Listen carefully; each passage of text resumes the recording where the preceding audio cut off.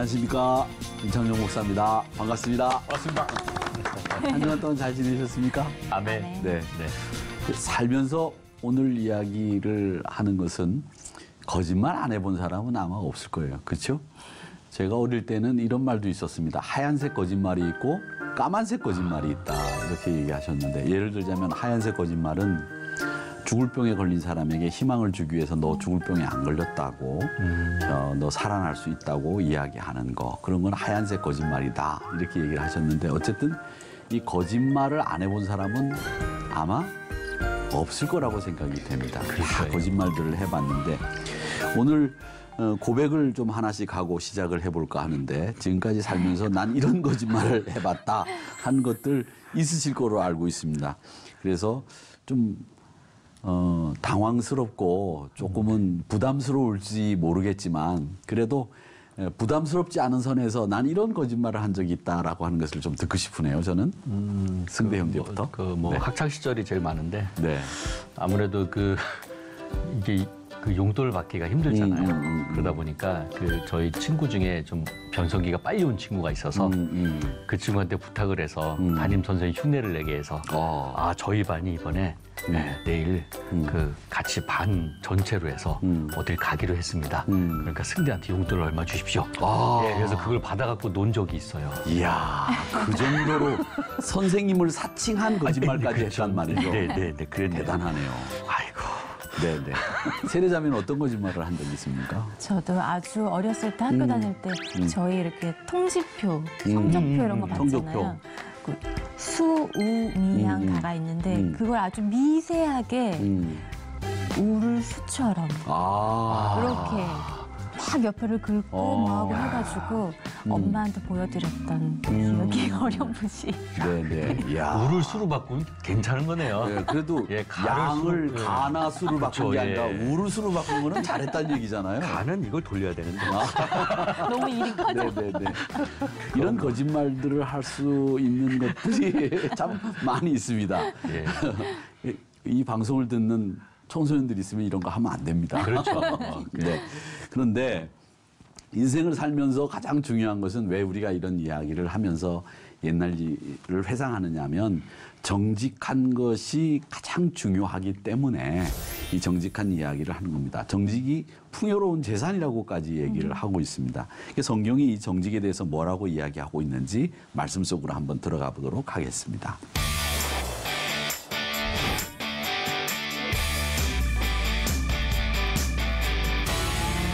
아주 친한 친구 둘이 이제 사업을 시작을 했는데 경기도 아주 좋고 사업 수단도 아주 좋았습니다. 그래서 재미를 톡톡히 봤어요.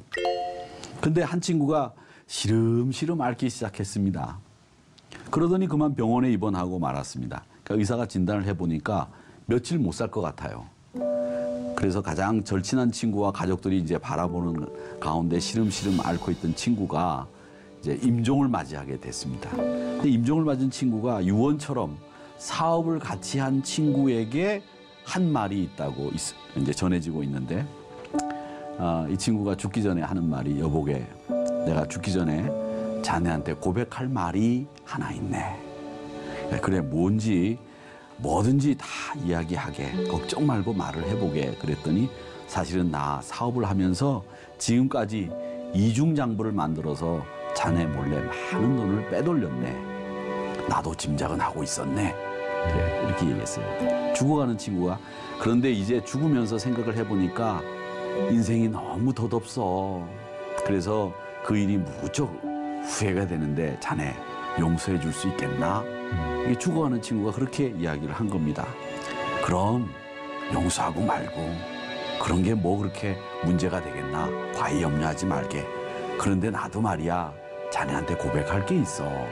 죽어가는 친구에게 건강한 사업 파트너였던 친구가 또 얘기를 합니다. 그래서 죽어가는 친구가 겨우 눈을 뜨고 그래 무슨 얘긴데 말해보게 그랬더니 무슨 비밀이 있을 수 있겠나. 자네하고 나 사이에 내가 다 용서해 줄게. 자네도 내가 잘못한 거 용서해 줬는데 나도 자네한테 용서해 줄게.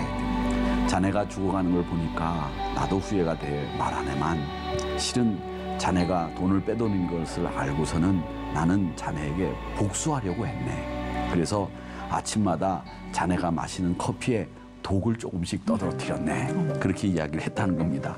그래서 오늘 그 독이 누적돼 가지고 자네 몸에 병이 걸린 것이네. 지금 자네가 죽어가는 모습을 보니까 내가 정말 잘못됐다는 생각이 드네. 친구, 나를 용서해 주겠나? 그렇게 얘기했다는 겁니다. 그래 이 말을 들은 친구가 크게 눈을 떠더니만 그만 숨이 꼴깍하고 넘어갔다는 이야기가 있습니다. 그러니까 여러분, 돌고 도는 세상이 아니라 세상은 속고 속이는 세상이라는 거죠. 둘도 없는 친한 친구 사이였는데 이 친구가 돈을 빼돌리니까 이 친구에게 복수하기 위해서 매일 먹는 이 친구의 음료수에 독을 탔다는 거죠. 친구이면서도 속이며 살았다는 얘기죠. 이 예어가 말해주듯이 이 세상에는 많은 사람들이 이렇게 속이고 속이면서 살고 있습니다. 정직한 사람이 드뭅니다. 다 거짓말을 하고 사는 거죠. 많은 나라를 가보지는 않았지만 외국에 나갔다가 돌아오면 배우는 것이 있는데 항상 선진국일수록 정직하고 후진국일수록 정직하지 못하더라라는 거죠. 선진국의 그 부강의 바탕은 신용이고요. 그다음에 잘 사는 나라 선진국일수록 신용을 잃으면 그 나라에서는 살 수 없게 되더라라고 하는 것을 우리가 배우게 되는 겁니다. 그러니까 신용이라고 하는 것은 정직함에서부터 출발하는 거죠. 그러니까 우리나라도 아직 투명하지 못한 게 많이 있는데 정직하지 못하다는 얘기죠. 원칙과 기본이 자주 무시가 되고 이런 후진성이 남아있기 때문에 세월호 같은 사건도 일어났던 것이었고 재능과 능력은 가지고 있으면서도 정직하지 못하기 때문에 발전하지 못하는 거고요. 치명적인 병 중에 하나가 우리나라는 이 거짓을 어느 정도 용인하는 사회적인 분위기가 있었다는 거죠. 그래서 이 거짓이 나라를 망치고 있다는 이야기들을 많이 합니다. 이것을 고치기 위해서 우리 믿음의 사람들이 해야 될 것이 있는데 그게 뭐냐? 정직해지는 일입니다.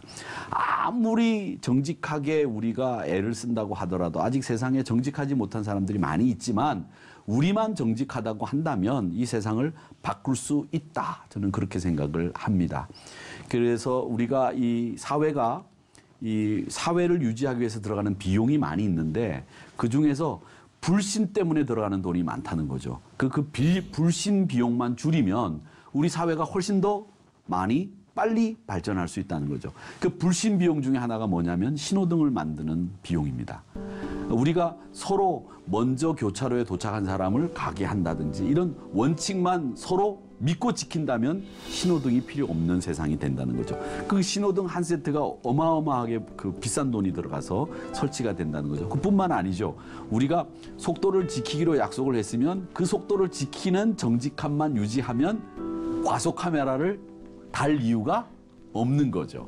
그런 비용이 불신으로 인해서 생기는 비용이 우리 사회에 너무 많기 때문에 그게 불신 비용이라고 하는 지수가 있다고 그래요. 그래서 이 사회가 가지고 있는 불신 비용이 얼마만큼 지출되느냐에 따라서 이 사회가 건전하냐 불건전하냐 이게 결정이 된다고 합니다. 그래서 우리 믿음의 사람들이 십자가를 지고 가는 것과 같이 어렵고 힘든 일이지만 정직하게 사는 일 이게 필요하다는 겁니다. 정직하게 산다고 하는 것은 말과 생각이 같고 마음과 말이 같은 게 정직이에요. 내 마음과 말이 같아야 돼요. 마음에 없는 말 하면 그건 정직이 아니에요. 승대 형제를 보고 누가 이야 정말 잘생겼습니다 이렇게 얘기했을 때 뭐 먹고 싶어요? 네네네. 그렇게 얘기했을 때 그 마음에서 우러나오는 이야기를 했다고 하면 그 말은 정직한 말이에요. 그런데 승대 형제에게 뭔가 바라는 게 있으면서 뭔가 승대 형제를 통해서 얻을 수 있는 유익이 있다고 생각하고 아 역시 임승대 씨는 잘생겼어요. 그렇게 마음에 없는 소리를 그건 거짓말이에요. 그 자체가. 잘생긴 사람을 잘생겼다고 말할 수 없는 마음이 거짓말이긴 한데 그런 말을 하는 건 거짓이라는 거죠. 그러니까 이쁘면 이쁘다, 잘생겼으면 잘생겼다. 자기 마음에 있는 이야기를 해야 된다는 거죠. 그렇죠. 예. 정말 사람이 좋다든지 나쁘다든지 마음에 있는 이야기를 해야 된다는 겁니다. 그러니까 우리 말과 생각이 다르고 우리 마음과 말이 다르면 이건 거짓말이라고 하는 겁니다. 그래서 사람 앞에 가서 아양 또 가문이설 이런 걸 많이 하는 사람들이 있거든요. 이런 거 하고 나서 이런 말과 마음이 다른 사람들은 돌아서면 험담하는 거예요. 뒷담화를 한다고 하죠. 요즘에는 그 뒷담화를 하면서 그 사람에 대해서 비평을 하고 불평을 하는 경우들이 많은데 우리 예수 믿는 사람들이 가장 조심해야 될 게 뭐냐면 사람 앞에 와서 자기 마음과 상관없는 말을 하는 거예요. 세례자매 참 이쁘네요. 아무도 안 이뻐. 안 돼요. 자기의 마음에 맞는 말을 해야 된다는 거죠. 근데 우리가 살다 보면 때로는 내 마음을 드러내지 않아야 될 때가 있긴 해요. 그 내 마음을 드러냈을 때 그 사람이 불편할 수 있잖아요. 그럴 때는 어떻게 해야 되냐? 말을 아끼면 돼요.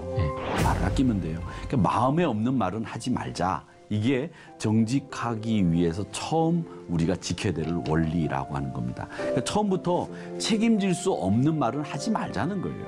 내 마음에 없는 말 하지 말자. 마음에 있는 말만 하자. 이게 참 중요합니다. 그런데 우리 현대 사회가 어떻게 보면 마음에 없는 말을 하도록 자꾸 유도를 해요. 그 마음에 없는 말을 하도록 만드는 이 세상이 잘못된 세상이에요. 마음에 있는 말만 하도록 해야 되는데 마음에 있는 말을 하면 야, 저 친구 대바라졌다. 저 친구 말이야 너무 건방져.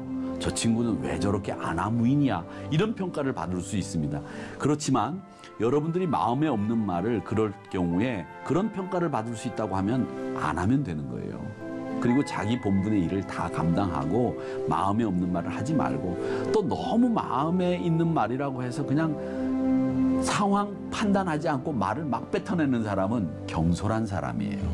그러니까 경솔하지 말고 정직하게 마음에 있는 말만 하자. 이게 진실함의 원리라고 하는 겁니다. 야고보서 3장 2절 말씀 한번 읽어볼까요?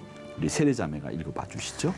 우리가 다 실수가 많으니 만일 말에 실수가 없는 자라면 곧 온전한 사람이라 능히 온몸도 굴레 씌우리라. 예, 아멘. 성경도 사람이 말에 실수가 없으면 온전한 사람이라고 말을 하고 있습니다. 그러니까 언제나 말과 마음, 생각이 같아야 이게 정직한 것이다 라고 하는 거 꼭 기억을 해 두시기 바랍니다.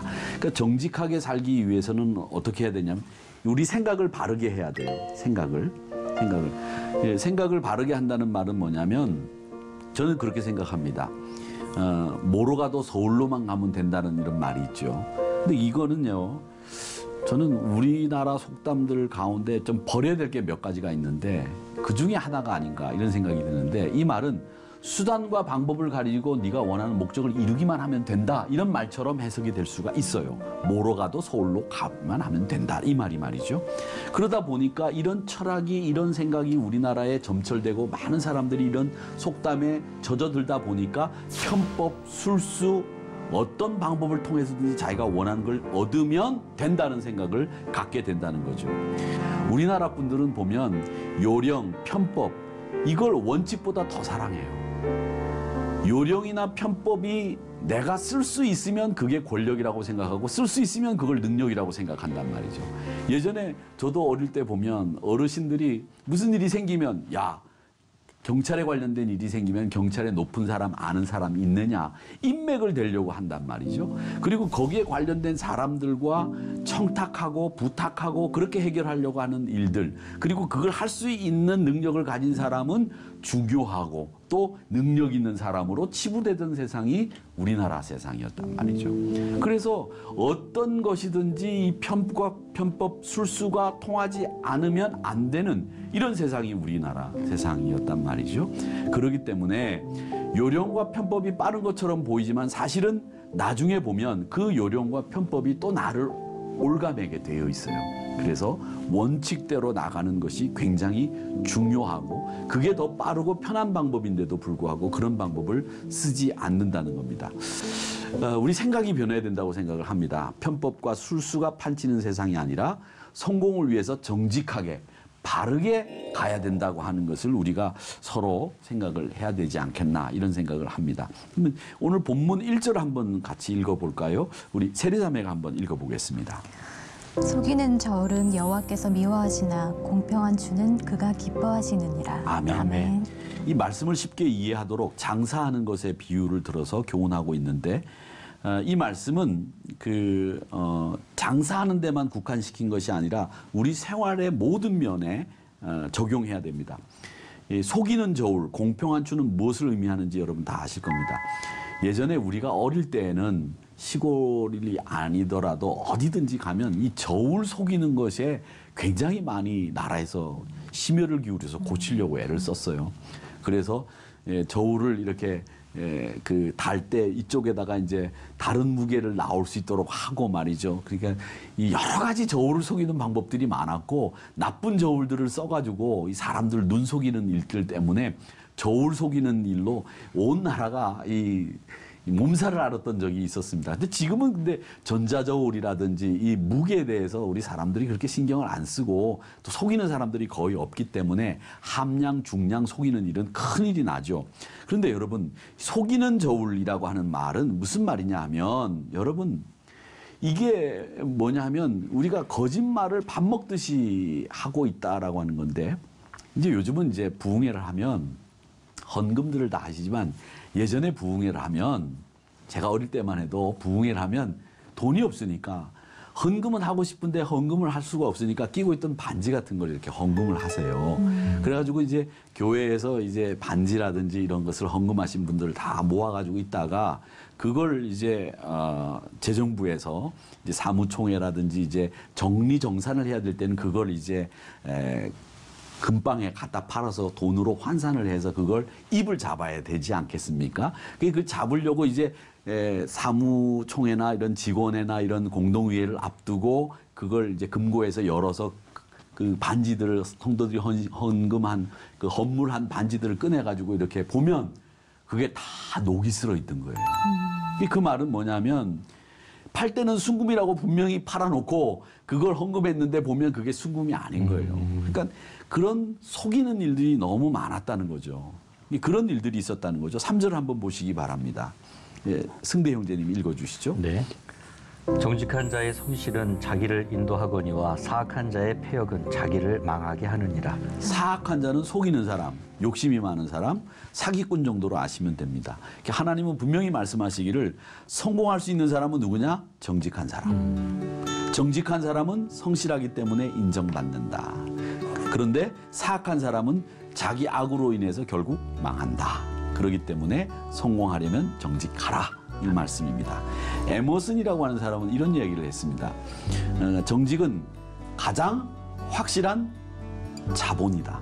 그랬습니다. 그러니까 가장 확실한 자본은 뭐냐면 정직이라는 거죠. 다른 게 아니라는 거죠. 성경 말씀은 아니더라도 이 말은 진리입니다. 정직하면 세상에서 성공할 수 있는 거죠. 그런데 하나님 앞에서 정직하면 얼마나 더 큰 복을 받겠느냐, 우리가 이런 생각을 해봅니다. 그래서 자녀들을 성공시키기를 원하신다면 정직을 가르치셔야 됩니다. 거짓말했을 때에는 때려주고 분명히 바로잡아 주어야 된다는 겁니다. 그렇게 할 때 반드시 훌륭한 사람, 위대한 사람을 만들어 주신다는 거죠. 하나님의 약속입니다, 이건. 그래서 사람을 믿지 못하지만 하나님은 믿을 수 있는데 하나님의 약속이 뭐냐? 정직한 사람은 성공한다. 이겁니다. 6절을 한번 봐주시죠. 세례자매가 읽어주십시오. 정직한 자의 공의는 자기를 건지려니와 사악한 자는 자기의 악에 잡히리라. 아멘. 아멘. 3절과 비슷하죠. 정직한 사람은 의롭게 살기 때문에 구원받지만 사악한 사람은 자기가 저지른 악 때문에 멸망한다라는 겁니다. 정직하지 않고 속임수를 쓰다가 멸망당한 사람들이 얼마나 많으냐 이 얘기죠. 이스라엘 초대왕 사울이 그 좋은 예인데 이 사람은 아말렉하고 전쟁에서 큰 승리를 얻었습니다. 그가 승리한 것은 전적으로 하나님의 도우심이었어요. 그 전쟁을 하기 전에 하나님 선지자 사무엘을 통해서 뭐라고 말씀하셨는가 하면 야 너희들 뭐든지 구별하지 말고 다 죽여야 된다 이렇게 이야기하셨어요. 그건 왜냐하면 아말렉이라고 하는 나라가 죄악에 너무 쩔어 있었기 때문에 남겨두면 안 된다는 거예요. 그래서 다 모두 진멸을 해서 아예 흔적조차도 남기지 말아라 이렇게 이야기하셨거든요. 무엇을 하나라도 남겨두었다가는 그 죄가 영향을 미칠 수 있다 이렇게 생각을 하셨는데 막상 가축들을 보니까 사울이 욕심이 생겨요. 야, 저거 멀쩡한 걸 왜 죽여? 저거 데려다 키우면 새끼도 튼실하게 나올 것 같고 이 녀석들 야 데리고 있으면 재산 되겠는걸? 이거 다 죽여봐야 이거 먹지도 못하는 거 이거 다 죽이면 뭐 하겠나? 그래서 좋은 가축들을 남겨두고 나머지는 다 죽였어요. 근데 사무엘이 찾아와 보니까 하나님이 분명히 사무엘 입을 통해서 모든 걸 진멸하라고 했는데 사무엘이 와 보니까 가축 소리가 나요. 그래서 사무엘이 사울에게 물었습니다. 이 가축 소리가 뭡니까? 그랬더니 사울이 거짓말하는 거예요. 아, 예, 이 가축들 하나님 앞에 제사 드리려고 남겨둔 겁니다. 제사는 머릿속에 생각도 없었던 친구가 그렇게 거짓말한 거예요. 그런데 그 이야기를 듣고 어떻게 되느냐. 10절, 11절 말씀을 한번 읽어보시기 바랍니다. 우리 승대 형제님이 읽어주시죠. 네. 의인이 형통하면 성읍이 즐거워하고 악인이 패망하면 기뻐 외치느니라. 성읍은 정직한 자의 축복으로 인하여 진흥하고 악한 자의 입으로 말미암아 무너지느니라. 아멘. 이 말씀이 좀 어려운 말씀인데 쉽게 말씀을 드리면 의로운 사람이 잘 되면 세상이 즐거워하고 악한 사람이 망하면 세상이 기뻐한다는 얘기입니다. 세상은 정직한 사람, 의로운 사람의 축복의 말로 잘 굴러갈 수 있지만 악한 사람의 말은 세상을 망하게 한다라는 얘기입니다. 그러니까 여기서 보면 의인과 정직한 자를 같은 반열에 놓고 있는데 우리말 성경에는 정직한 자라고 돼 있지만은 영어 성경이나 히브리어 성경을 보면 뭐라고 돼 있냐면 의로운 자, 올바른 자 이렇게 되어 있습니다. 그러니까 정직이라고 하는 말은 없습니다. 그러니까 정직이라고 하는 말은 의로움, 올바름 속에 포함시킨 거예요. 그러니까 똑바로 간다라고 하는 말, 바로 간다. 그리고 정직하다라고 하는 말은 항상 의로운 것 여기에 포함이 돼 있었다라고 하는 겁니다. 그러니까 정직하다라고 하는 말은 의롭게 산다는 뜻이겠죠. 그러니까 정직과 의와 정직은 따로 떼어놓을 수 없다라고 하는 문제입니다. 그러니까 정직하게 살면 의롭게 산다는 얘기가 되겠죠. 정직한 의인이 많아지면 성읍이 즐거워하고 또 세상에 정직한 사람이 많으면 우리 사회가 살맛 나는 세상이 된다라는 겁니다. 그러니까 우리가 가끔 이제 물건을 잃어버리지 않습니까? 이제 물건을 잃어버리면 속이 상한데 그 물건을 잃어버린 장소에 딱 가보면 내가 잃어버린 그 물건이 그대로 있어요. 얼마나 기분이 좋습니까? 그러니까 이 정직한 사람 한 사람 때문에 우리 세상이 살맛 나는 세상이 된다고 하는 것. 이거 여러분 잊지 마셔야 됩니다. 근데 요즘에는 제가 이렇게 나이 들면서 이렇게 보니까 어르신들 계신 데서 나이 드는 거 이렇게 얘기해서 죄송하지만 자꾸 이렇게 잊고 또 흘리고 다니고 이런 일들이 많아요. 그래서 나이가 들면 들수록 내 주변에 정직한 사람이 좀 많아졌으면 좋겠다 이런 생각을 하게 됩니다.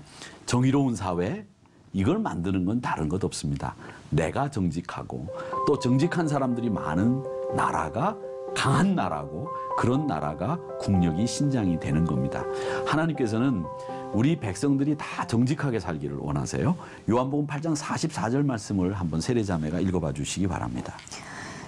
너희는 너희 아비 마귀에게서 났으니 너희 아비의 욕심대로 너희도 행하고자 하느니라. 그는 처음부터 살인한 자요 진리가 그 속에 없으므로 진리에 서지 못하고 거짓을 말할 때마다 제 것으로 말하나니 이는 그가 거짓말쟁이요 거짓의 아비가 되었음이니라. 아멘. 아멘. 예수님의 말씀입니다. 예수님께서 마귀를 거짓말쟁이, 거짓의 아비라고 이야기를 했습니다. 그렇기 때문에 거짓을 행하면 사단을 아버지로 모시는 것과 똑같다. 그 얘기이거든요.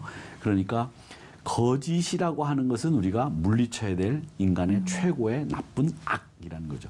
우리가 제일 먼저 한 말이 뭐냐면 우리 인간이 한 최초의 악은 거짓이에요. 거짓입니다. 이 거짓말 때문에 조상 아담이 타락했죠. 뱀이 와서 거짓말했죠. 교묘하게 거짓말했어요. 야, 하나님께서 동산 중앙에 있는 나무 실과 나무를 먹지 말라고 말씀하셨지. 그렇게 얘기를 하는 가운데서 그 말을 교묘하게 변형시키죠. 그러면서 야, 너희들 그거 먹는 날에는 눈이 밝아져서 하나님같이 된다. 인간의 허세를 자극했죠. 하나님의 말씀을 바꾸어서 거짓말을 하면서 인간을 꾀었습니다. 이 거짓말이 뱀이 한 거짓말이 이 인류가 그리고 세상이 만들어지고 난 뒤에 제일 먼저 악한 악이었고요. 또 하나님 앞에서 이 죄를 짓고 난 뒤에 아담아 네가 어디 있느냐 이렇게 물었을 때 아담이 부끄러워서 나오질 못했죠. 그리고 난 뒤에 죄를 지은 것을 추궁하니까 아담이 뭐라고 그랬느냐. 얘가 시켜서 그랬어요. 얘가 먹으라고 그랬어요. 책임을 전가하는 일을 했습니다. 이런 일들이 다 거짓이었는데 이 하나님은 거짓을 굉장히 싫어한다라고 하는 것이죠. 그러니까 타락의 이 과정을 보면 거짓말, 책임 전가, 이게 그 순서대로 타락을 진행시키는 가장 그 원칙적인 그 루틴이라고 하는 것을 알 수 있습니다. 거짓말하고 책임 전가하고 나는 책임 없다고 회피하고 그러면서 다른 사람들에게 모든 것을 다 전가시켜버리는 이런 일들이 거짓말을 만들어내는, 그리고 악한 세상으로 만들어가는 이런 일이었다는 것을 배우게 됩니다. 우리 이 방송을 시청하는 성도님들과 우리 모두가 정직한 삶으로 하나님의 의를 이루기를 원합니다. 아멘. 성공하는 길입니다. 이런 삶을 사심으로 해서 성공하는 인생이 되시기를 주님의 이름으로 축원합니다. 아멘. 감사합니다. 오늘 여기까지 진행하도록 하겠습니다. 여러분 고맙습니다. 감사합니다.